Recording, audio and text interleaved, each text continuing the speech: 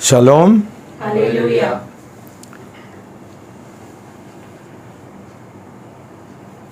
सबको मैं स्वागत करता हूं प्रभु यीशु का नाम से। पिछले बार हमने आत्मिक हथियार इसके बारे में शुरुआत किया था और पहला हथियार हमने देखा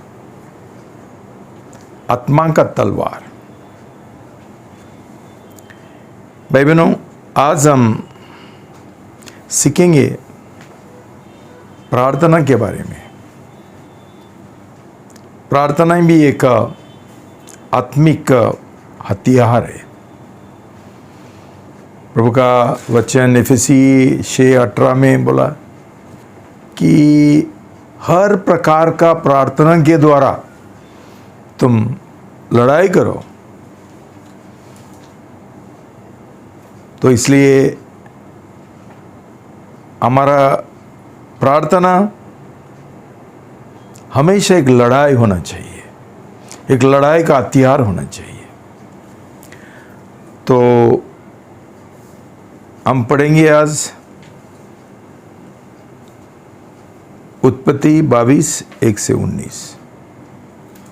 जेनेसिस 22:1-19, उत्पत्ति 22:1-19 तक हम सब साथ में पढ़ेंगे।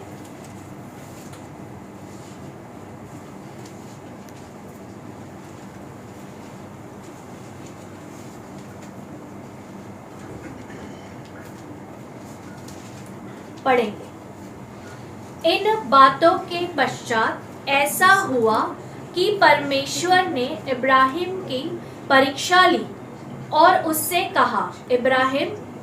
उसने कहा, देख मैं यहाँ हूँ। और उसने कहा, अपने पुत्र, हाँ अपने इकलौते पुत्र इसहाक को जिसे तू प्रेम करता है साथ लेकर मोरिया देश को जा। वहाँ एक पहाड़ पर जिसे मैं तुझे बताऊंगा उसे होम बलि करके चढ़ाना।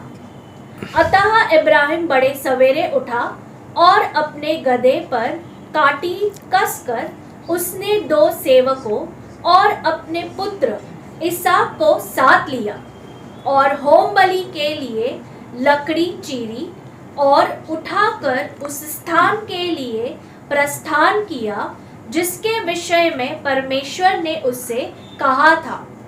तीसरे दिन इब्राहिम ने अपनी दृष्टि उठाई तो उस स्थान को दूर से देखा। इब्राहिम ने अपने सेवकों से कहा, तुम गधे के पास यही ठहरो और मैं और यह लड़का वहां जाकर आराधना करेंगे और फिर तुम्हारे पास लौट आएंगे। और इब्राहिम ने होम बलि की लकड़ी अपने पुत्र इसहाक के ऊपर लादी और आग और छुरी अपने हाथ में ले ली और वे दोनों साथ साथ आगे चल दिए।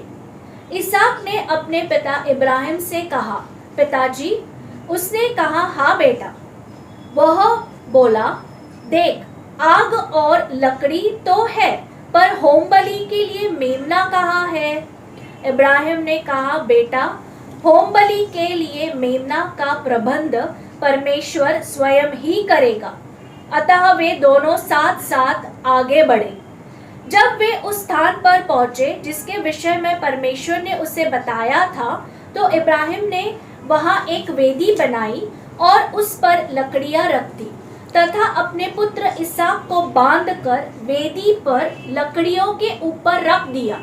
तब इब्राहिम ने अपने बेटे को बलि चढ़ाने के लिए अपना हाथ बढ़ाकर छुरी उठा ली। तब यहोवा के दूत ने स्वर्ग से उससे पुकार कर कहा, इब्राहिम, हे इब्राहिम। उसने उत्तर दिया, देख मैं यहाँ हूँ। उसने कहा, उस लड़के की ओर हाथ न बढ़ा और न ही उसे कोई हानि पहुंचा। मैं अब जान गया हूँ कि तू परमेश्वर से डरता है, क्योंकि तूने मेरे लिए अपने पुत्र अर्थात अपने इकलौते पुत्र को भी नहीं रख छोड़ा। तब अब्राहम ने आंखें उठाकर पीछे देखा कि एक मेढ़ा अपने सींगों से झाड़ी में फंसा हुआ है। इब्राहिम ने जाकर मेढ़े को पकड़ा और अपने पुत्र के स्थान पर उसको होम बलि चढ़ाया और इब्राहिम ने उस स्थान का नाम यहोवा ईरे रखा। इसलिए आज तक यह कहा जाता है कि यहोवा के पर्वत पर उपाय किया जाएगा। इसके बाद यहोवा के दूतों ने स्वर्ग से इब्राहिम को दोबारा पुकार के कहा, यहोवा यह कहता है, क्योंकि तूने यह काम किया है कि अपने पुत्र वरन अपने इकलौते पुत्र को भी नहीं रख छोड़ा, इस कारण मैं अपनी शपथ खाकर कहता हूँ कि मैं तुझे निश्चय ही बड़ी आशीष दूंगा। मैं तेरे वंशजों को आकाश के तारागण और समुद्र तट के रेत कणों के समान असंख्य कर दूंगा और तेरे वंशज अपने शत्रुओं के नगरों पर अधिकार कर लेंगे और तेरे वंशजों के कारण पृथ्वी की सारी जातियां आशीष पाएगी, क्योंकि तूने मेरी आज्ञा का पालन किया है। तब इब्राहिम अपने सेवकों के पास लौट आया और वे सब एक साथ बेर्शेबा को गए और इब्राहिम बेर्शेबा में रहने लगा। प्रार्थना करेंगे। पिता परमेश्वर, एक घटना हमको सिर्फ इब्राहिम के बारे में नहीं सिखाता है, लेकिन आपका प्रेम के बारे में हमको सिखाता है। अब्राहम ने जो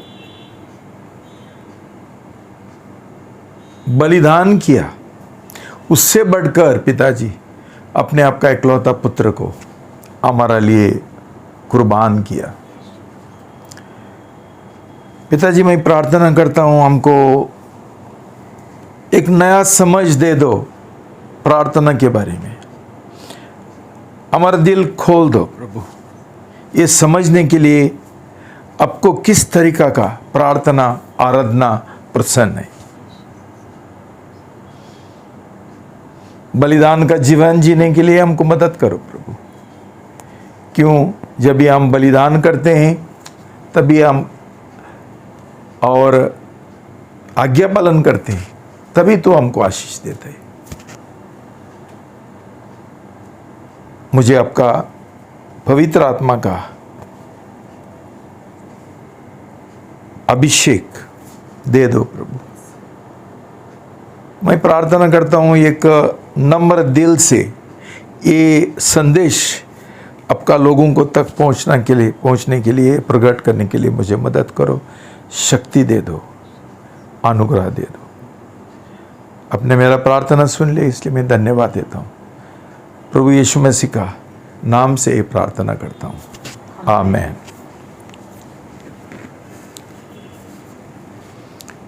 भाई बहनों, आराधना सबसे अच्छा शब्द है। बहुत लोग उसको पूजा भी बोलते हैं। क्यों ये अच्छा शब्द है? क्यों? जब भी हम प्रार्थना बोलते हैं, हमको लगता है ये एक कुछ परमेश्वर से मांगने के लिए विनती करने का काम है। तो हमको लगता है हम सिर्फ परमेश्वर से प्रार्थना करना है, मतलब मांगते रहना है। मुझे ये दो, ये दो, ये दो, हम बड़ा लिस्ट लेकर आते हैं। इसलिए ये प्रार्थना सही शब्द नहीं है, आराधना सही शब्द है। प्रभु बोलता है निरंतरी, लगातार आराधना करो। यूहन्ना 4:23 और 24 में लिखा है, जॉन 4:23-24, यूहन्ना 4:23-24 पढ़ेंगे। परंतु वह समय आ रहा है, वरन आ गया है, जब सच्चे आराधक पिता की आराधना आत्मा और सच्चाई से करेंगे, क्योंकि पिता अपने लिए ऐसा ही आराधक चाहता है। परमेश्वर आत्मा है और अवश्य है कि उसके आराधक आत्मा और सच्चाई से उसकी आराधना करें। सच्ची आराधना, यहां लिखा है कि हमारा पिताजी सच्चे आराधक ढूंढ रहे हैं। वो प्रार्थना करने वालों को नहीं ढूंढ रहे। प्रार्थना करने वाले कौन है? जैसा भिखारी रहता है ना, आज मुझे ये दो, नौकरी दो, शादी दो, ये दो, वो दो, ये भिखारी है। तो हमको ये ऐसा मन हो गया कि प्रार्थना मतलब हम एक सब हमारा जरूरत का सूची बनाने गए और परमेश्वर का सामने रखने गए। हमारा विनती है, हम जरूर परमेश्वर का सामने रख सकते, लेकिन हम पहला उसका आराधना करने गए, पहला हम आराधक बनने गए। तो आराधना एक बड़ा शब्द है, उसमें बहुत सारा बातें हैं, जैसा स्तुति का प्रार्थना और धन्यवाद का प्रार्थना और दंडवत का प्रार्थना, विनंती का प्रार्थना, मध्यस्थी प्रार्थना, हर एक तरीका का, लेकिन सब मिलकर ये आराधना है। तो आज हम ये सीखना चाहते हैं, आराधना क्या है? भाई बहनों, आराधना एक दिल की बात है।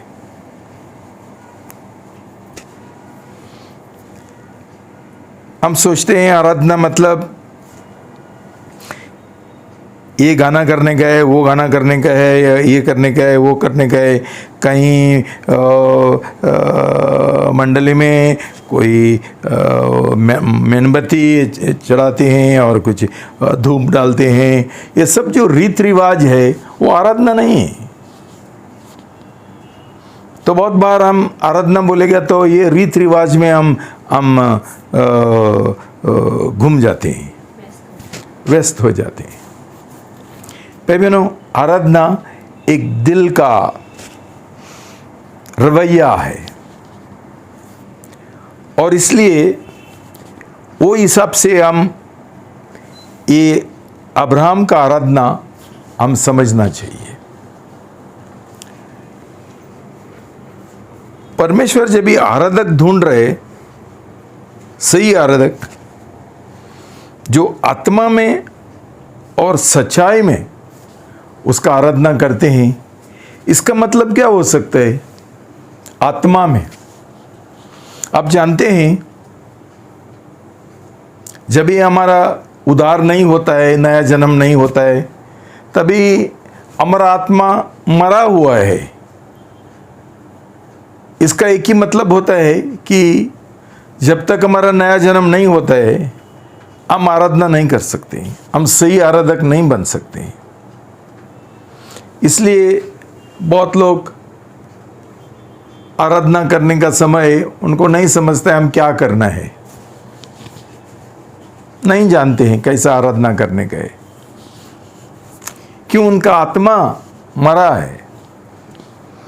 जब तक आत्मा जिंदा नहीं होगा और प्रभु यीशु मसीह जो सत्य है उसको हम हमारा अंदर ग्रहण नहीं करेंगे, तो हमारा नया जन्म नहीं होता है। इसलिए भाई बहनों, मत्ती 15:7 से 8, मैथ्यू 15:7 and 8, मत्ती 15:7 और 8 सब साथ में पढ़ेंगे।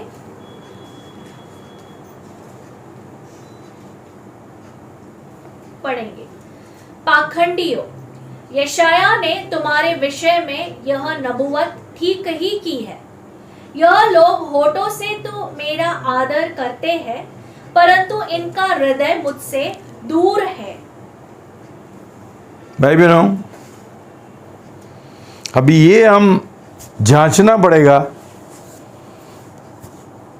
हम लोग आराधक है क्या पकंडी है, ढोंगी है? जब भी हमारा उद्धार नहीं हुआ, नया जन्म नहीं हुआ, हम लोग ढोंगी है, हम आराधक नहीं है। हम होंठों से, मुंह से आराधना करते हैं और हमारा ज़्यादा से ज़्यादा आराधना है ये गाना वो गाना वो गाना, वो सब गाना करने के बाद, और बहुत कलीसिया में ये गाना करते रहते हैं 10, 15, 16, और उनको लगता है अंदर एक भावना एक उत्पन्न होता है कि हमने आराधना किया, क्यों इतना सारा गाना गाया। लेकिन भाई बहनों, ये गलत समझ है। तो आज अब्राहम का उदाहरण के द्वारा हम समझेंगे ये आराधना का सही रवैया क्या है। भाई बहनों, ये मैं एक बयान और घोषणा करना चाहता हूं। आराधना बलिदान है। बलिदान का बिना आराधना हो ही नहीं सकते। और सबसे उत्तम आराधक प्रभु यीशु मसीह है। उसने बलिदान किया, उसका जीवन का बलिदान किया, और ये बलिदान पिता परमेश्वर को इतना प्रसन्न हो गया कि ये बलिदान के द्वारा उसने हमको उद्धार दिया, हमारा पाप क्षमा किया। और ये करने से पहले अब्राहम का जीवन के द्वारा हमको एक छाया का समान, एक परछाई, ये सही आराधना का हमको अब्राहम का जीवन में परमेश्वर ने एक उदाहरण दिया। क्या हुआ? हमने ये जानना चाहिए कि हमारा नया जन्म कभी होता है। जब भी हम एक करार करते हैं परमेश्वर के साथ। करार का बिना किसी का ही नया जन्म नहीं होता है, किसी का उद्धार नहीं होता है करार का बिना। भाई बहनों, ये बराबर समझ लो, क्यों बहुत मसीह लोगों को ये समझता ही नहीं, और उनका कलीसिया में ये सिखाता ही भी नहीं है। जो अब्राहम ने किया वो उसने इसलिए वो कर पाया क्यों उसने परमेश्वर के साथ एक करार किया था। और ये करार क्या है कि वो उसका पूरा भरोसा परमेश्वर जी के ऊपर डालेगा, और ये भरोसे के द्वारा वो परमेश्वर का हर एक बात मानेगा और आज्ञा पालन करेगा। ये उसका आधार है, एक नींव है। करार आराधना का एक नींव है। हमारा बपतिस्मा का समय, जब भी हमारा नया जन्म होता है, हम करार करते हैं। दूसरा कलीसिया में करते हैं तो मुझे मालूम नहीं, लेकिन हमारा कलीसिया में हम एक बपतिस्मा का करार करते हैं। भाई बहनों, जैसा शादी करार का बिना शादी नहीं होता है, दो जान का बीच में पति और पत्नी, वैसा ही हमारा करार जब तक हम नहीं करेंगे परमेश्वर के साथ, हमारा परमेश्वर के साथ ये करार का रिश्ता, शादी का रिश्ता नहीं बनता है। तो जो अब्राहम ने किया, आज हमने पढ़ा, वो इसलिए क्यों, उसका परमेश्वर के साथ एक करार का रिश्ता था। भाई बहनों, करार का बिना, करार का जो मन्नत रहता है उसका बिना हम ऐसा जीवन नहीं जी सकते हैं अब्राहम का। इसलिए कभी कभी तुम लोग बोलते हैं मुझे प्रार्थना करने के लिए अच्छा नहीं लगता है, मैं प्रार्थना के लिए नहीं उठ नहीं सकता है। क्यों? नया जन्म नहीं हुआ, प्रेम नहीं है हमारा दिल में परमेश्वर की ओर। हम सब जो करते हैं वो एक रीति रिवाज है, और कौन सा ही धर्म में हम होते थे हम उधर का रीति रिवाज करते थे। अभी हम ये मसीही जीवन में हैं तो यहाँ का रीति रिवाज करते हैं। प्रेम नहीं है, it's devoid of love, there is no love. और प्रेम कभी होता है जब भी शादी होता है, जब भी करार होता है। भाई बहनों, आज हमारा जीवन शायद बहुत बेकार है, सूखा है, कोई मज़ा नहीं है। हम सिर्फ रविवार को सभा में जाने वाले लोग हैं, उसमें हमको कितना मज़ा नहीं आता है, सुनते हैं और घर पे आते हैं। क्यों? करार नहीं किया, करार का मन्नत नहीं है और नया जन्म नहीं हुआ, रिश्ता नहीं है प्रभु यीशु के साथ। ऐसा एक खतरनाक आदेश परमेश्वर ने अब्राहम को दिया है। बोला आपका बेटा को ले लो जिसका तुम बहुत प्रेम करता है, और जाकर उसको होम बलि का रूप से उसका बलि चढ़ाओ। फिर एक बार याद करता हूं, आराधना एक बलिदान है। बलिदान का बिना कोई आराधना नहीं कर सकते। इसी समय भाई बहनों सोचने के लिए शुरू करो, हमारा आराधना में कोई बलिदान है क्या? मैं जानता हूं हर रविवार को तुम लोग आते हैं आराधना के लिए, क्या है उसमें? कोई है? कुछ है? बलिदान है? सही प्रेम है? हमको सही मन के साथ, सही रवैया के साथ, बलिदान का रवैया के साथ, with the attitude of sacrifice हम आते हैं क्या? अब सोचो, जब भी तुम आराधना में आते हैं रविवार को, उसमें क्या है? थोड़ा गाना सुनते हैं, कभी कभी वो गाना जानते हैं, कभी नहीं जानते हैं, तो सिर्फ हमारा मंडली गाती है, तुम लोग सुनते हैं, खड़े रहते हैं, घुटने पर आते हैं।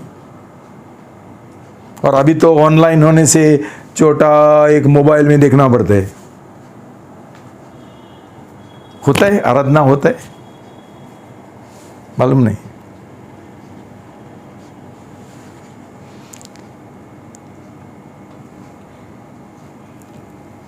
भाई बहनों, ऐसा एक आज्ञा परमेश्वर हमको देता था, हम उसका आज्ञा पालन करने के लिए तैयार होते थे क्या?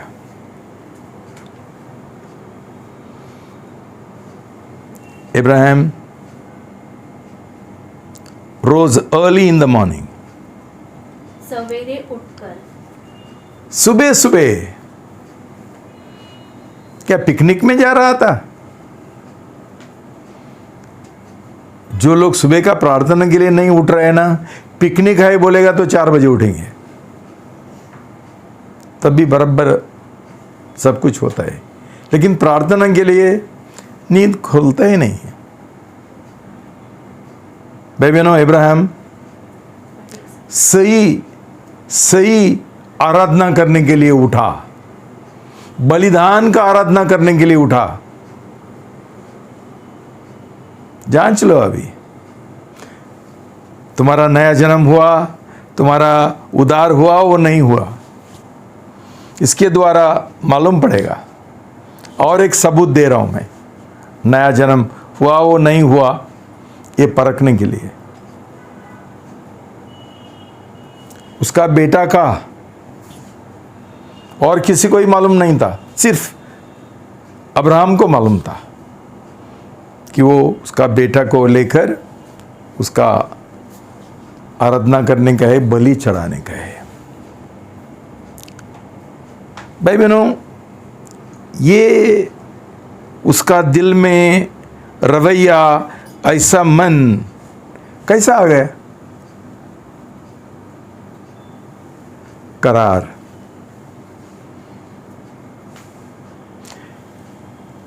परमेश्वर ने और अब्राहम ने आपस करार किया था, और उसके लिए अब्राहम को परमेश्वर की ओर बहुत भरोसा था, विश्वास था कि मेरा परमेश्वर मेरे लिए कुछ गलत नहीं करेगा, मेरे लिए कुछ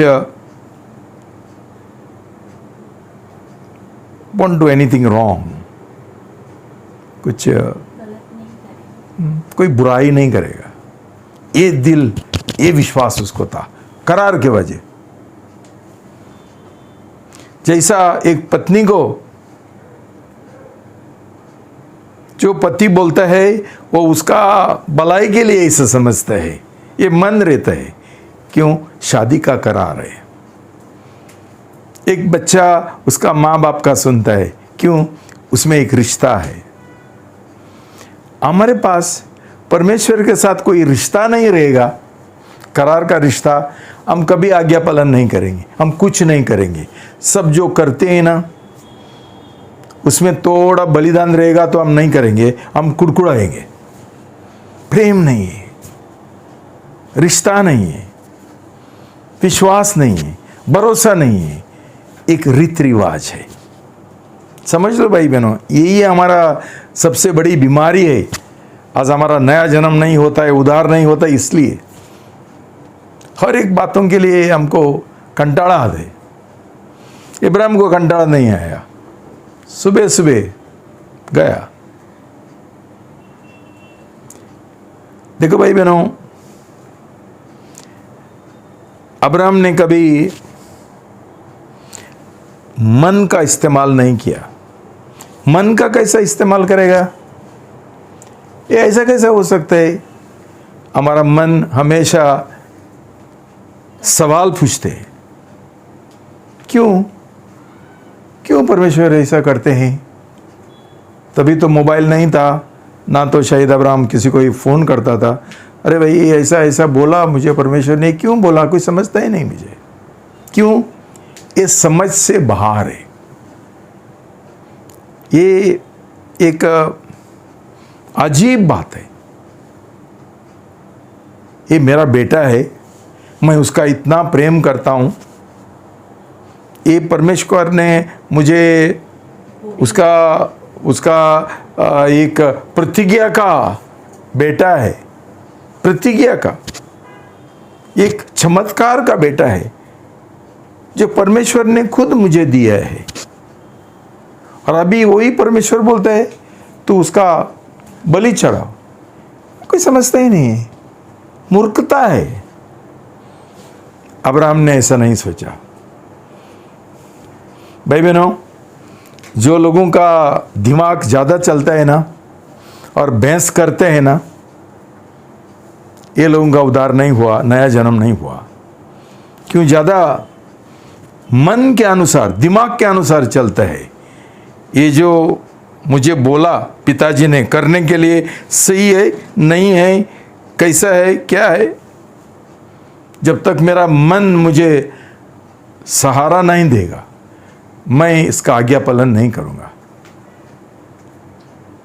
अब्राहम का ऐसा नहीं है, कुछ नहीं है। दूसरी बात क्या है, ये एक बलिदान है। दूसरा बलिदान है उसका इच्छा का। उसको इच्छा नहीं था। जैसा प्रभु यीशु मसीह ने बोला, पिताजी ये प्याला मेरे ओर से निकाल सकता है तो निकालो, लेकिन आपका इच्छा होने दो। शायद अब्राहम ने भी वही बोला, लेकिन वो उसका इच्छा को उसने इनकार किया, त्याग दिया। बोला परमेश्वर का इच्छा होने दो। मरियम का याद है, परमेश्वर ने उसको बुलाया। उसका बेटा मरियम के द्वारा पैदा होने वाला था। जब भी वो एक कुंवारी है, बहुत खतरनाक निर्णय है। मरियम ने क्या बोला, आपका इच्छा के अनुसार होने दो। भाई बहनों, हर एक आराधना बलिदान है, हमारा इच्छा का बलिदान है। और हम खुशी से, आनंद के साथ इसका आज्ञा पालन करने के लिए, परमेश्वर का आज्ञा पालन करने के लिए तैयार है। और तीसरी बात है, अब्राहम उसका इतना प्रेम करता था, इकलौता बेटा। सोचो भाई बहनों, इकलौता बेटा। तुम्हारा इकलौता बेटा है तो देखो, और परमेश्वर तुमको बोलता है बलि चढ़ाओ, तो उसको उसका दिल का ही भी एक समर्पण करने का था। दिल का समर्पण, भावना है, वो भावना बाजू में रखने का है। उसमें उसका प्रेम है, स्नेह है, मोहब्बत है, प्यार है, सब कुछ।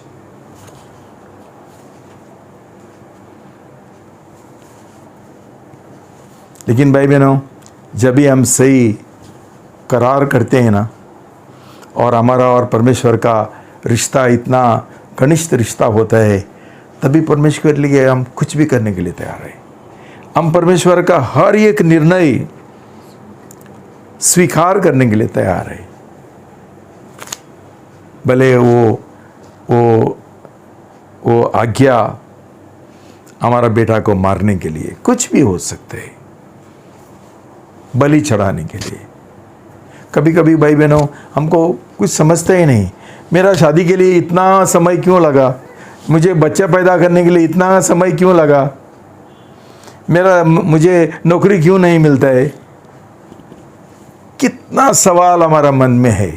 भाई बहनों, जिनका जीवन में करार किया और नया जन्म हुआ, ये लोग कभी ये सब चीज़ की ओर सोचेंगे नहीं। उनका दिमाग होने दो, उनका दिल होने दो, उनका इच्छा होने दो। वो लोगों ने एक पूर्ण समर्पण किया है, पूर्ण समर्पण, उनका जीवन का पूर्ण अर्पण। भाई बहनों, इसलिए नया जन्म पाने के लिए करार का जरूरी है।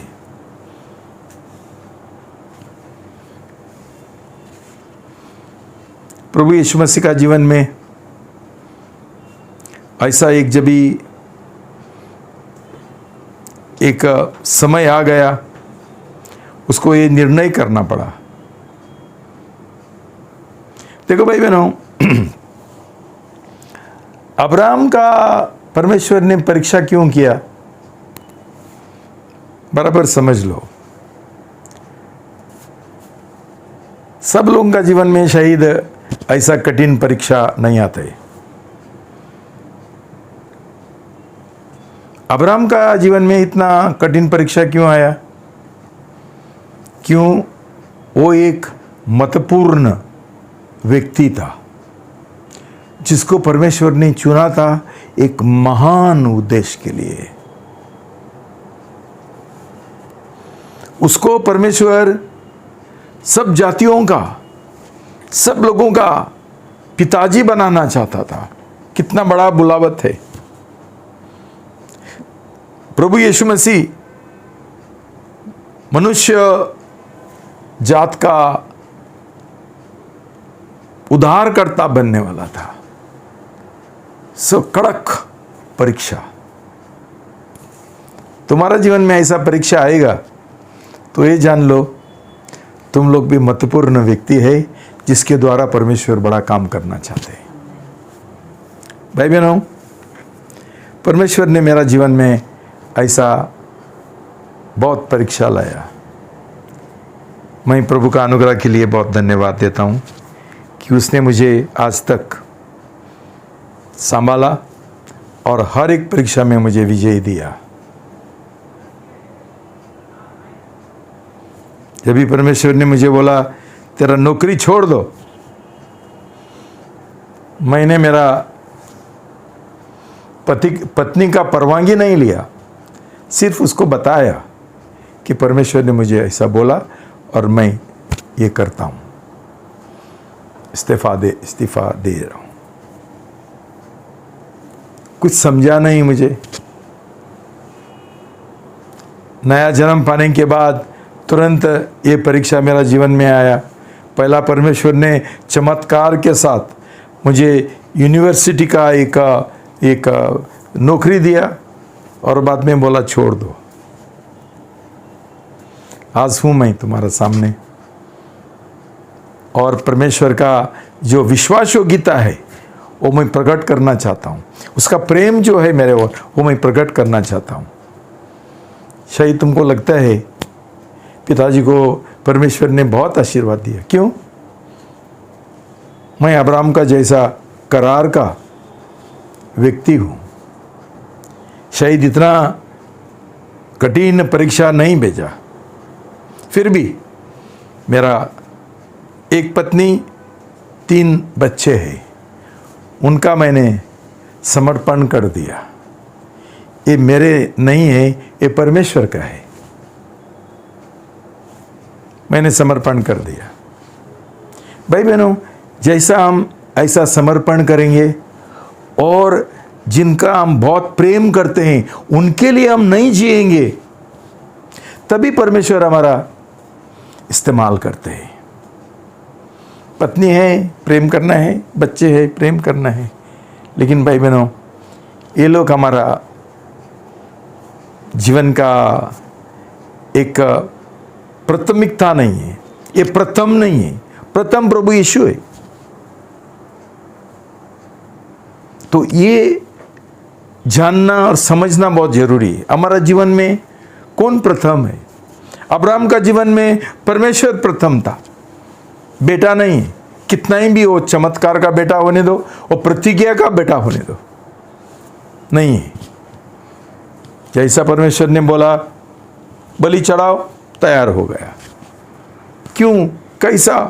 क्या होने वाला है अभी?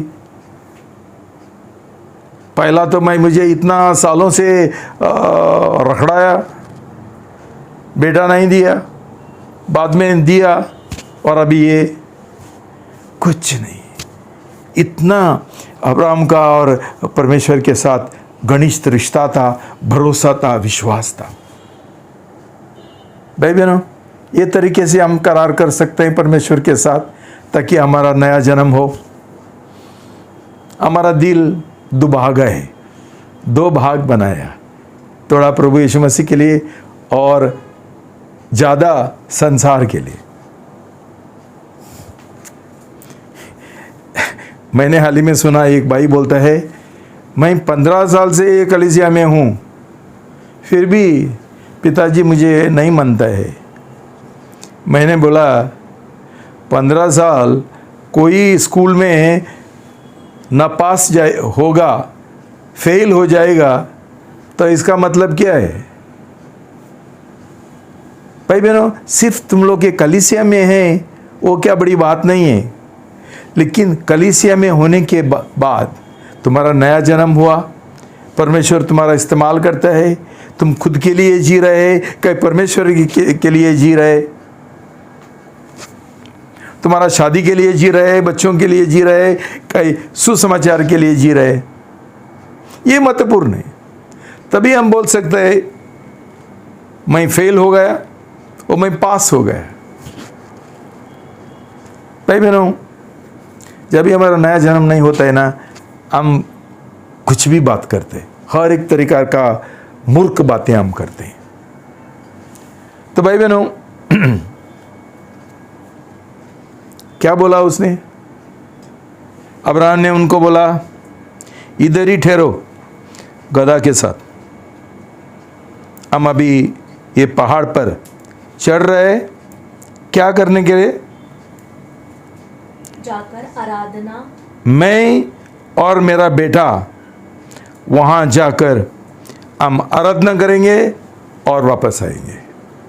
भाई बहनों, वापस आएंगे, इतना अब्राहम का विश्वास था कि परमेश्वर मैंने बलि भी चढ़ाएगा तो परमेश्वर मुझे मेरा बेटा वापस देगा। इतना ऐसा विश्वास है हमारा। बोलता है नया जन्म हुआ, उधार हो गया।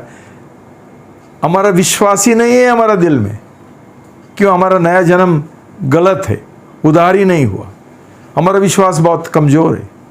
अब्राहम को बोलो, देखो वो घोषणा करता है हम जा रहे हैं आराधना करने के लिए और हम वापस आएंगे। इतना कॉन्फिडेंस या उसको था। भाई बहनों,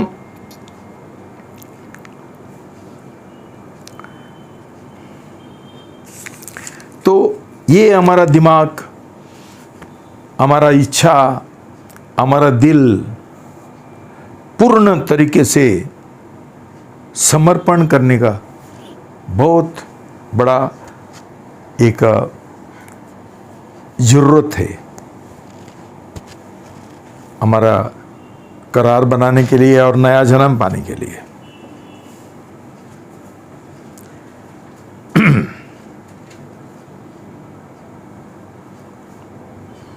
जेनेसिस 22:3-5, उत्पत्ति 22:3-5 पढ़ेंगे सब साथ में। अतः इब्राहिम बड़े सवेरे उठा और अपने गधे पर काटी कसकर उसने 2 सेवकों और अपने पुत्र इसहाक को साथ लिया और होम बलि के लिए लकड़ी चीरी और उठकर उस स्थान के लिए प्रस्थान किया जिसके विषय में परमेश्वर ने उससे कहा था। तीसरे दिन अब्राहम ने अपनी दृष्टि उठाई तो उस स्थान को दूर से देखा।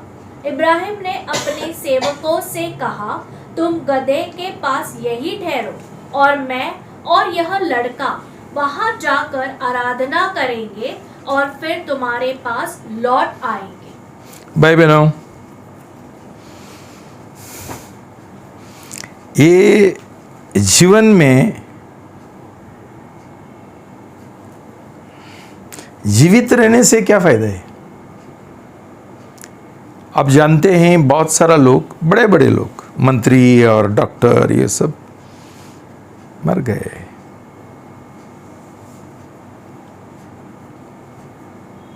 लेकिन उन्होंने परमेश्वर के लिए कुछ किया है क्या? शहीद उनका उद्धार भी नहीं हुआ। शहीद संसार उनको प्रणाम करेंगे, उनको मन सम्मान करेंगे। ये दिनों में नोबेल प्राइज़ आ गया, शांति का नोबेल प्राइज़ और अलग अलग थे उनका जो प्राइज़, लोग उनको ऊंचा उठाते हैं। लेकिन परमेश्वर का नज़र से ये लोग कुछ नहीं। परमेश्वर का नज़र से तुमको संसारी मान सम्मान चाहिए क्या? तुम परमेश्वर का सेवक बनना चाहते हैं? जैसा परमेश्वर ने अब्राहम को चुना उसका सेवक बनने के लिए,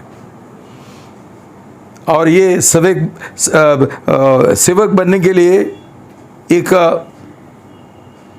एक एक गुण उसके अंदर था। एक गुण है आज्ञा पालन का गुण, अधीनता का गुण,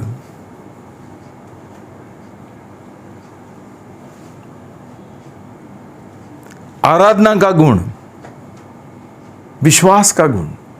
भाई बहनों, तभी हम परमेश्वर का सेवक बन सकते हैं। मैं हमेशा याद करता हूं, अभी भी उधर एक पुणे में एक पास्टर है जिसका बहुत बड़ा कलीसिया है। उसका माँ इधर रहती थी, वो सेक्टर 9 में लगते, मर गई।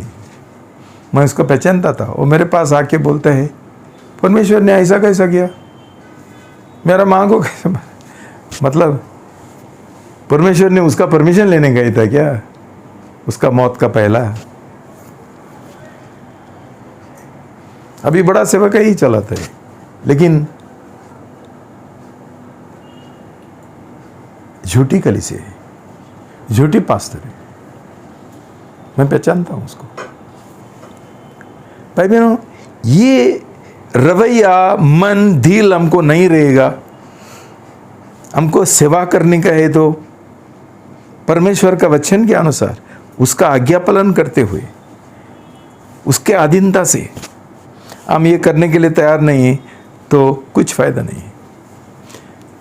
वी विल नॉट क्वालिफाई, हम योग्य नहीं होंगे उसका सेवक बनने के लिए। आज तो बहुत सारा लोग सेवक बनना चाहता है, लेकिन इब्राहिम का जैसा कौन है? प्रभु यीशु मसीह को भी एक किया, परीक्षा किया पिताजी ने। वो खुद परमेश्वर था, वो परमेश्वर है, लेकिन वो परमेश्वर का स्वभाव से नहीं जी रहा था, वो बिल्कुल हमारा जैसा हुआ था। उसका परीक्षा किया, क्या बड़ा काम करने वाला था, लेकिन वो यीशु मसीह मेरा सुनता है, वो नहीं सुनता है, मेरा आज्ञा पालन करता है, वो नहीं करता है। किसका प्रेम करता है? खुद का प्रेम करता है कि मेरा प्रेम करता है? पिता परमेश्वर जानना चाहता था, परीक्षा किया रेगिस्तान में, और प्रभु यीशु ने बोला, मेरी इच्छा नहीं, मेरा पिताजी का इच्छा करने के लिए आया हूं मैं। उससे बढ़कर बाद में गत्सेमनी बागीचा में कितना खतरनाक ये था, एक परीक्षा था। उसको खून का पसीना आ गया।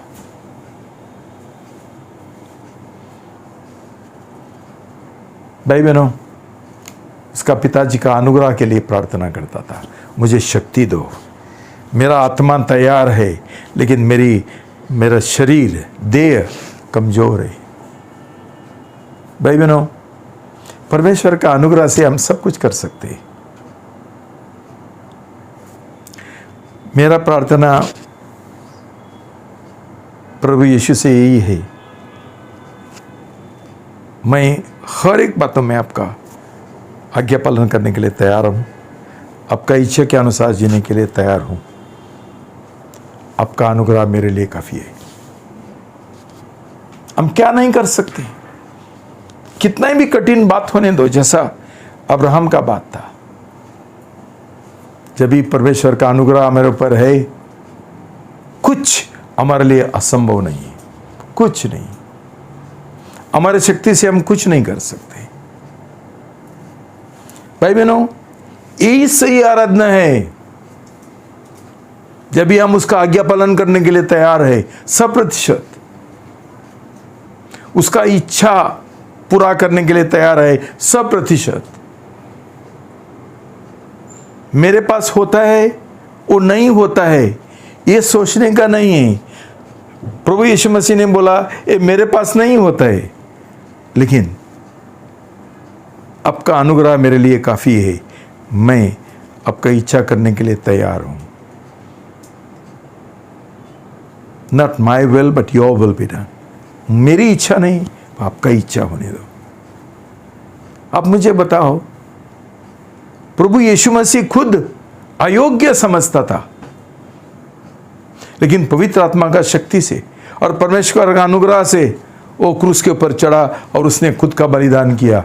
यहाँ तो सिर्फ एक रैम, मेढ़ा, बकरी, मेढ़ा, खुद का, ये सिर्फ एक छाया था सही सच्ची बलिदान का, सच्ची आराधना का। प्रभु यीशु मसीह ने कोई जानवर का बलिदान नहीं किया, खुद का बलिदान किया। भाई बहनों, मैं क्या बोलना चाहता हूं भाई बहनों, कोई आराधना नहीं है बलिदान का बिना। आज हम लोगों ने आराधना बहुत सस्ता बनाया, हम मजाक कर रहे हैं और बाद में बोलता है मैं मसीह हूं, मैं विश्वासी हूं, मेरा नया जन्म हुआ, मेरा उद्धार हो गया। कुछ नहीं हुआ। हम आराधना का लोग है, हम बलिदान का लोग है, अब्राहम का जैसा लोग है, प्रभु यीशु मसीह का जैसा लोग है। जब भी प्रभु यीशु मसीह बोल सकता था मैं कमजोर हूं, और हम भी कमजोर है, लेकिन प्रभु यीशु मसीह के लिए परमेश्वर का अनुग्रह काफी था, हमारे लिए काफी नहीं है। हम यही बहाना देंगे कि मेरे पास ये नहीं होता है, ये शब्द हमारा मुंह में कभी होना ही नहीं चाहिए, ये मेरे पास नहीं होते। कि जो हमको शक्ति देता है, हमको समर्थ देता है, उसका शक्ति से हम कुछ भी कर सकते हैं।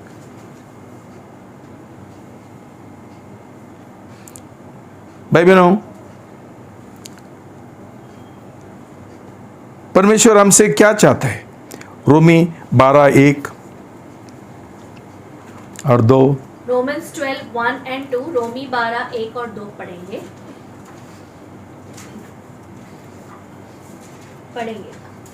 अतः हे भाइयों, मैं परमेश्वर की दया का स्मरण दिलाकर तुमसे आग्रह करता हूँ कि तुम अपने शरीरों को जीवित, पवित्र और ग्रहण योग्य बलिदान करके परमेश्वर को समर्पित कर दो। यही तुम्हारी आत्मिक आराधना है। ये तुम्हारा आत्मिक आराधना है। तुम्हारी आत्मिक आराधना एक स्तुति का गाना और एक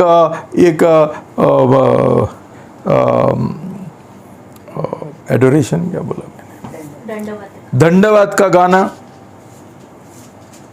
एक लास्ट गाना, अंतिम गाना हमारा आराधना हो गया। बिल्कुल झूठा है, बिल्कुल झूठा। भाई बहनों, परमेश्वर बोलता है मुझे तुम्हारा जीवित बलिदान चाहिए। बिकम अ लिविंग सैक्रिफाइस, जीवित बलिदान।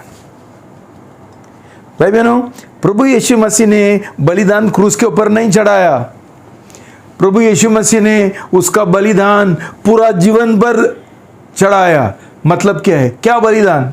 खुद का बलिदान, स्वयं का बलिदान, खुद का इच्छा का बलिदान, परमेश्वर का आज्ञा पालन, ये बलिदान है। हम आराधना करने के लिए रविवार को नहीं जाते हैं। हमारा आराधना हर दिन और हर समय और हर जगह पर होता है। क्यों? आराधना हमारा रवैया, दिल का रवैया का बात है। हमारा दिल आज्ञा पालन का है, हमारा दिल अधीनता का है, हमारा दिल भरोसा का है, हमारा दिल विश्वास का है। वो हम खो जाते हैं हमारा नौकरी में, वहां हम याद रखने का है। जिधर हम काम करते हैं, मैं एक आराधक हूं, यहां मेरा आराधना चल रहा है। भाई बहनों, ये दूसरे लोगों के पास नहीं होता है, सिर्फ जिनका नया जन्म हुआ है। ये दूसरा जो सब कुछ चल रहा है आराधना, ये सब बेकार है। प्रभु यीशु उनको इतना कड़क शब्द वापरते हैं, ये पखंडी है, ये ढोंगी है, आराधक नहीं है, ढोंगी है। भाई बहनों, ये हम स्वीकार करेंगे कि परमेश्वर को ऐसा आराधना चाहिए जो है जीवित बलिदान। कितना सारा हमारा जीवन में कष्ट आता है, तभी क्या करेंगे? हमारा प्रेम, हमारा विश्वास, हमारा भरोसा कम हो जाएगा। क्यों हम कष्टों में गुजर रहे?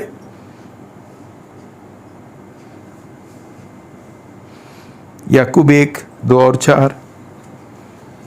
जेम्स 1:2-4, याकूब 1:2 से 4 पढ़ेंगे।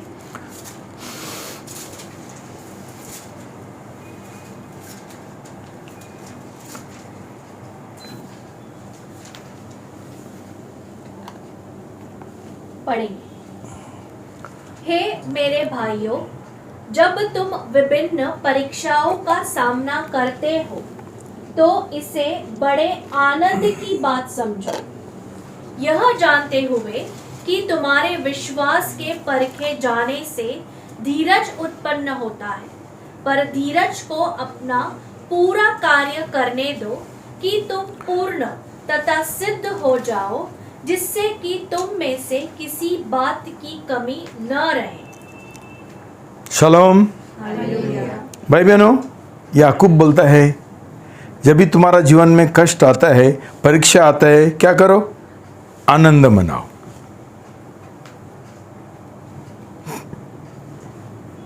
ये क्या सलाह है? पागल है कोई कष्टों में आनंद मना सकता है क्या? अब्राहम ने आनंद मनाया, प्रभु यीशु मसीह ने आनंद मनाया कष्टों में। For the Joy of it he embrace the cross. कौन सा स्क्रिप्चर है? इब्रानियों 12:2 पढ़ेंगे। Hebrews 12:2, इब्रानी 12:2 पढ़ेंगे। और विश्वास के कर्ता और सिद्ध करने वाले यीशु की ओर अपनी दृष्टि लगाए रहे, जिससे उस आनंद के लिए जो उसके सामने रखा था, लज्जा की कुछ चिंता न करके क्रूस का दुख सहा और परमेश्वर के सिंहासन की दाहिनी ओर जा बैठा। भाई बहनों, यहाँ प्रभु का वचन बोलता है कि उसने, परमेश्वर ने, उसका पिताजी ने उसका सामने क्रूस नहीं रखा, उसने आनंद रखा। और यह आनंद के वाजिए उसने क्रूस को गले लगाया। भाई बहनों, हमारा जीवन में जब भी कष्ट आता है, हमको बलिदान करना पड़ता है, करना है, तभी ये आनंद का मन से हम कर सकते हैं क्या? नया जन्म हुआ तो होगा परमेश्वर का अनुग्रह से, ना तो नहीं होगा। मैं ऐसा नहीं बोल रहा हूं कि प्रभु यीशु मसीह नाचते नाचते क्रूस के ऊपर गया। आनंद उसके अंदर था, भरोसा उसके अंदर था, विश्वास उसके अंदर था। आनंद के साथ अब्राहम, आनंद के साथ उसने उसका बेटे का बलिदान करने के लिए, बलि चढ़ाने के लिए तैयार हो गया। हमारा दिल कैसा है? कितना हम लोग कुड़कुड़ते हैं। बलिदान का समय आएगा तो पिताजी बार बार बलिदान का बात बोलते हैं। कौन है ऐसा? ये लोग कौन है जिनका नया जन्म नहीं हुआ? हर एक बातों के लिए हमारा खुद का हम बलिदान करने के लिए तैयार है ना? कुछ तो हमको चाहिए, कोई हमारा जरूरत है, इधर से उधर, उधर से उधर, इधर भागते हैं, उधर भागते हैं। लेकिन परमेश्वर के लिए कुछ बलिदान करने का है, तभी हम कुड़कुड़ते हैं, हमारा अंदर दुख होता है, तभी हमारा अंदर गुस्सा आता है। नहीं भाई बहनों, याकूब हमको क्यों बोलता है आनंद मनाओ? बोलता है ये जो है ये तुम्हारा लिए परीक्षा है। भाई बहनों, हमारा जीवन में परीक्षा क्यों आता है? उधर याकूब बोलता है हमारा विश्वास परखने के लिए, हमारा विश्वास मजबूत करने के लिए। हर एक कष्ट जो हमारा जीवन में आता है, हर एक जो बलिदान हमको करना पड़ता है, हमारा विश्वास बढ़ाने के लिए। अब्राहम का विश्वास परमेश्वर ने पारखा। परमेश्वर ने बोला अब्राहम रोक दो। मैंने तेरा दिल देखा, तेरा दिल में मेरे और आदर है, डर है, प्रेम है। बस ये परखने के लिए ये परीक्षा भेजा था। अब्राहम पास हो गया और इसके बाद ये उसको बोलते हैं वो विश्वास का पिताजी है, परमेश्वर का खास दोस्त है। भाई बहनों, हमारा जीवन में कष्टों का और बलिदान का एक महत्वपूर्ण उद्देश्य है। इसलिए कष्ट और बलिदान हमारे जीवन में आता है ताकि हमारा विश्वास परखने का है, हमारा विश्वास आगे बढ़ाने का है। सिर्फ जब भी हमारा जीवन में कोई परीक्षा आता है तभी हमारा विश्वास मजबूत होता है। हाल ही में जब भी मैं बीमार था, मेरा विश्वास प्रभु ने और मजबूत किया, और मजबूत किया। मेरा समर्पण और मजबूत है परमेश्वर के लिए। काय के लिए जी रहा हूँ मैं? मुझे क्या चाहिए ये दुनिया में? कुछ नहीं चाहिए। मैंने प्रभु को बोला, प्रभु जितना तो मुझे उम्र देगा और समय देगा, मैं सिर्फ आपका सेवा करना चाहता हूँ बलिदान के साथ। कष्ट है, लेकिन ये कष्ट सहने के लिए परमेश्वर का अनुग्रह भी है। भाई बहनों, कोलोसी 1:24 में, कोलोसियों 1:24, कोलोशियंस 1:24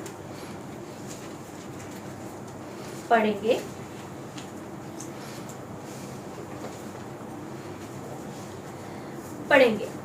अब मैं अपने दुखों में जो तुम्हारे लिए उठाता हूँ आनंद करता हूँ और मसीह के क्लेशों की घटी को उसकी देह अर्थात कलीसिया के लिए अपने शरीर में पूर्ण करता हूँ। भाई बहनों, प्रभु यीशु मसीह का बलिदान में कष्टों में क्या घटी था, क्या कमी था उसमें? फिर भी पौलुस बोलता है, मैं कष्ट उठा रहा हूं प्रभु का कलीसिया के लिए, कि जो उसमें कमी है मैं पूर्ण कर सकता हूं। भाई बहनों, परमेश्वर ने एक संपूर्ण बलिदान किया हमारे लिए क्रूस के ऊपर, जिसके द्वारा हमारा उद्धार हो गया, हमारा पाप क्षमा हो गया। लेकिन अभी वो उद्धार, ये पाप का क्षमा लोगों तक पहुंचने का है, वहां हमको बलिदान करना पड़ता है। प्रभु का बलिदान खत्म हो गया, हमको बलिदान, हमको कष्ट उठाना पड़ता है। हमको लोगों को सुसमाचार प्रचार करने के लिए कष्ट लगता है। घर पे बैठ के मजा करने के लिए अच्छा लगता है, दूसरा कोई काम करने के लिए अच्छा लगता है, लेकिन सुसमाचार प्रचार करने के लिए हमारा कुछ तो ये पीछे रखना पड़ता है, बलिदान करना पड़ता है। शायद हमारा बराबर ये नहीं किया, खाना नहीं बनाया, शायद घर पे और कौन सा ज़रूरत है, लेकिन there is a call of God. परमेश्वर का एक पुकार है। किसी को तो ज़रूरत है, उधर मर रहे हैं कोई, किसी को तो बहुत कष्टों में गुजर रहे, उनको सुसमाचार देने का है, खुश खबर देने का है कि प्रभु यीशु में हमको विजय मिल सकता है, हमको छंगाई मिल सकता है, हमको पाप का ये कौन बोलेगा। भाई बहनों, शायद तुम्हारा उद्धार नहीं हुआ इसलिए तुमको ये नहीं समझते है। और किसी ने कष्ट उठाया, भाग भाग के तुम्हारा घर पे आया, तुमको सुसमाचार दिया, इसलिए आज तुम लोग शायद कलीसिया में हैं। आज क्या हो गया? आज हमको दूसरे लोगों का कोई परवाह नहीं है, मेरे पास टाइम नहीं है, मेरे पास नहीं होता है, तो ये लोगों को मरने दो, नरक में जाने दो, मेरे पास टाइम नहीं है। ये कष्टों का पौलुस बात कर रहे हैं। उसने सचमुच बलिदान किया, सचमुच कष्ट उठाया, लंबा लंबा सूची बनाया उसने। सुसमाचार प्रचार करने में उसको कितना कष्ट हुआ। हमको क्या जीवन चाहिए? आराम का जीवन, कष्ट नहीं चाहिए। भाई बहनों, ये बात उदार हुआ नहीं हुआ उनके लिए नहीं है, सिर्फ जो प्रभु यीशु मसीह का प्रेम में जो आग में जल रहे, क्या जल रहे, ये लोगों के लिए है। जब भी हमारा अंदर वो आग नहीं है, हम प्रभु का कोई काम नहीं कर सकते। ये सिर्फ एक दिखावा है। फिलिपी 3:10-11 में। फिलिपियंस 3:10 and 11, फिलिपियो 3:10-11 पढ़ेंगे, जिससे कि मैं उसको और उसके जी उठने की सामर्थ को तथा उसके साथ दुखों में सहभागी होने के मर्म को जानूं, कि उसकी मृत्यु की समानता को प्राप्त करूं, कि मैं भी मृतकों के पुनरुत्थान को प्राप्त कर सकूं। भाई बहनों, पौलुस का दिल का तमन्ना देखो, वो बोलता है मैं प्रभु यीशु मसीह का जो मौत है वो प्राप्त करना चाहता हूँ। प्रभु यीशु मसीह का जो कष्ट है, क्लेश है, उसमें मैं सहभागी होना चाहता हूँ। ये उसका दिल था। हमारा ऐसा दिल है भाई बहनों? आज हमने क्या किया भाई बहनों? आज पूरा दुनिया में क्या हालत बन गया मसीह लोगों का और कलीसिया का। ऐसा एक रीति रिवाज चलाता है, हर एक संडे कोई भी खड़ा रहता है, पास्टर बनता है, कुछ नहीं समझता है, लोगों का जीवन का बर्बाद करते हैं, समझता ही नहीं है उनको। भाई बहनों, ये हमारा दिल का तमन्ना होना चाहिए, ये हमारा दिल का प्रार्थना होना चाहिए। सही आराधक, सच्चे आराधक, बलिदान के साथ, कष्टों के साथ, जैसा हमारा प्रभु और मालिक हमको उसने एक उदाहरण दिया है। भाई बहनों, ये आराधना यहाँ बलिदान के साथ सिर्फ एक रिहर्सल है। रिहर्सल क्या बोलते हैं हिंदी में? प्रैक्टिस है। क्यों? प्रभु का वचन बोलता है, प्रकाशित वाक्य 5:8-10। रेवलेशन 5:8-10 सब साथ में पढ़ेंगे। जब उसने पुस्तक ले ली तो वे 4 प्राणी और 24 प्राचीन उस मेमने के सामने गिर पड़े। उनमें से प्रत्येक के हाथ में वीणा और धूप से भरे सोने के कटोरे थे, जो पवित्र लोगों की प्रार्थनाएं हैं, और उन्होंने यह नया गीत गाया, तू इस पुस्तक के लेने और उसकी मुहारें खोलने के योग्य है, क्योंकि तूने वध होकर अपने लहू से प्रत्येक कुल, भाषा, लोग और जाति में से परमेश्वर के लिए लोगों को मोल लिया है, और उन्हें हमारे परमेश्वर के लिए एक राज्य और याजक बनाया, और वे पृथ्वी पर राज्य करेंगे। भाई बहनों, हमको सब लोगों को स्वर्ग में जाने का है।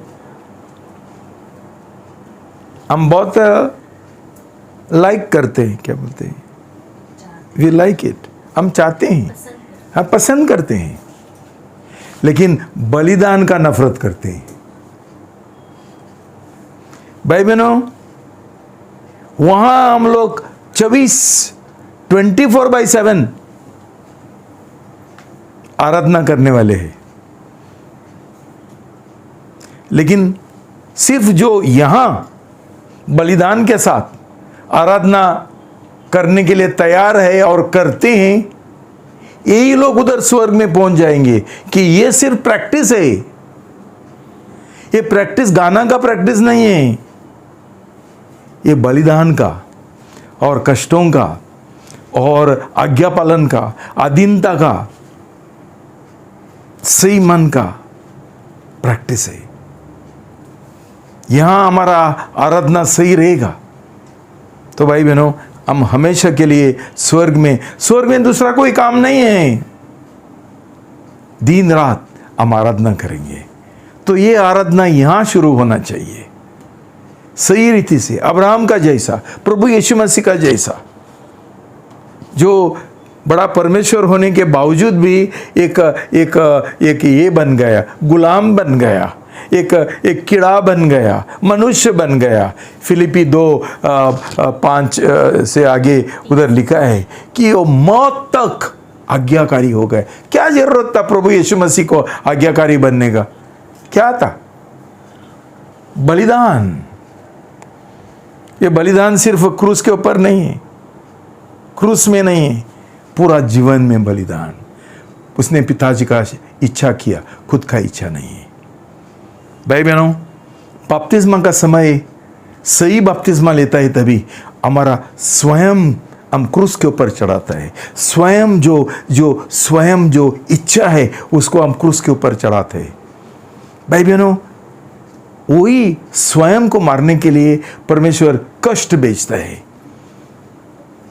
ताकि जब भी हम ये परमेश्वर का आराधना करेंगे, आज्ञा पालन करेंगे, ये हमारा स्वयं जो इच्छा है उसको क्रूस के ऊपर चढ़ाने के लिए दिन प्रतिदिन, तभी हम वहाँ घुटने पर आके हमारा सब जो मुकुट है वो नीचे रखते हुए हम परमेश्वर का आराधना करेंगे, उसका स्तुति और उसका धन्यवाद करेंगे।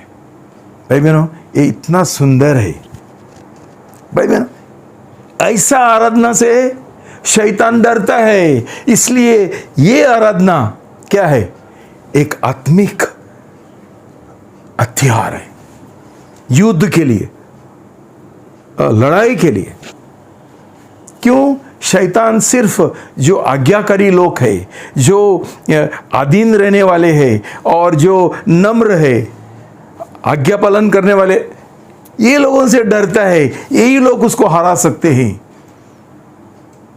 इसलिए प्रार्थना, आराधना एक हथियार बन सकते हैं।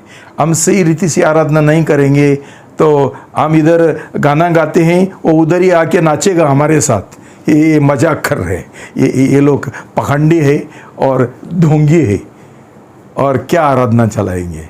और ये आराधना के द्वारा हम कौन सा शैतान को हम हराएंगे? भाई बहनों, मेरा प्रार्थना है कि हम ये समझे आराधना क्या है, सही रीति से हम कैसा आराधना का इस्तेमाल कर सकते हैं शैतान को हराने के लिए, दुष्ट आत्मा को हराने के लिए, और प्रभु यीशु मसीह का जो सुसमाचार है वो सब लोगों को प्रकट करने के लिए, ताकि हम एक ये आराधना का जो धूप आता है ना, उसमें एक ये रहता है, अरोमा, एक सुगंध रहता है। ऐसा सुगंध हमारे द्वारा लोगों तक पहुंच सके। क्यों? हम आराधना करके आए हैं, हम आराधक है और बलिदान का लोग है। भाई बहनों, सुसमाचार में इतना हमको शक्ति मिलेगा कि शैतान हार जाएगा और लोगों का उद्धार हो जाएगा। ऐसा होने के लिए हम प्रार्थना करेंगे। जरूर प्रभु हमको मदद करेगा। पवित्र आत्मा हमको ये देगा, बुद्धि देगा, हमको अभिषेक देगा, ताकि ऐसा आराधना के द्वारा हम सुसमाचार प्रचार करें। बलिदान का आराधना के द्वारा हम शैतान को हराएंगे और लोगों को उनका शैतान का बंधन से हम छुटकारा देंगे। प्रभु तुमको आशीर्वाद दो। God bless you.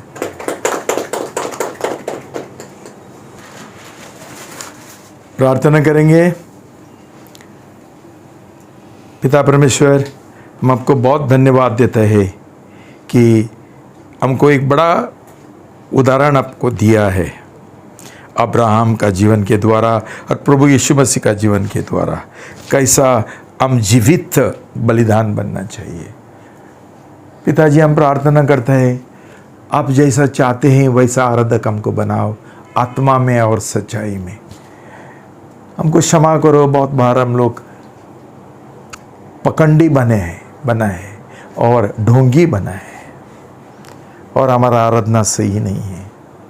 शायद हमारा नया जन्म नहीं हुआ है, शायद हमने कभी आपके साथ एक प्रेम का करार नहीं बनाया और आपके साथ हमारा रिश्ता नहीं। ये सब बातें आप जानते हैं प्रभु। हमको हमारा दिल जांचने के लिए आप मदद करो प्रभु, मदद करो, ताकि हम पश्चाताप करें और ऐसा जीवन, लापरवाही का जीवन और पाप का जीवन हम छोड़ दे प्रभु, और पूरा हमारा दिल में आपका प्रेम भर देना प्रभु, हमारा दिल आपका प्रेम से भर देना प्रभु, ताकि हम सिर्फ आपके लिए जिए प्रभु, आपका सुसमाचार के लिए जिए प्रभु, लोगों का उद्धार के लिए जिए प्रभु।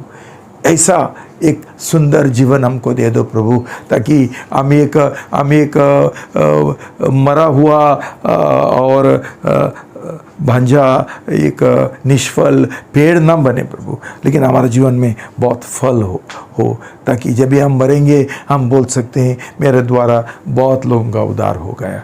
प्रभु हम ये चाहते हैं प्रभु, और हम प्रार्थना करते हैं कि प्रभु ऐसा जीवन हमको दे दो प्रभु, और आपके साथ सही करार करने के लिए, सही रिश्ता बनाने के लिए प्रभु, और सही रीति से आराधना करने के लिए हमको मदद करो, सिखाओ और अनुग्रह दो, शक्ति दो। यीशु के नाम से मैं प्रार्थना करता हूँ, आमेन।